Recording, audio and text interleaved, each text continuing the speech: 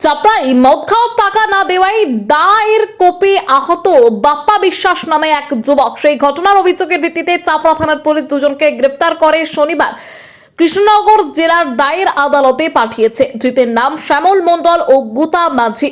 গতকাল চাপড়া থানার মালমগাছা এলাকায় দুই প্রতিবেশীর মধ্যে অশান্তি ও কোপাকুপির ঘটনায় উত্তেজনা সৃষ্টি হয়। ঘটনার খবর পেয়ে ঘটনাস্থলে চাপড়া থানার পুলিশ গিয়ে দুজনকে উদ্ধার করে চাপড়া গ্রামীণ হাসপাতালে চিকিৎসার জন্য নিয়ে আসে। গুরুতর জখম হওয়ার কারণে বাপ্পা বিশ্বাসকে শক্তিনগর জেলা হাসপাতালে স্থানান্তর করে এবং এই ঘটনার পরে দুই পরিবারের পক্ষ থেকে চাপড়া থানায় লিখিত অভিযোগ দায়ের করে ঘটনা তদন্তে পুলিশ।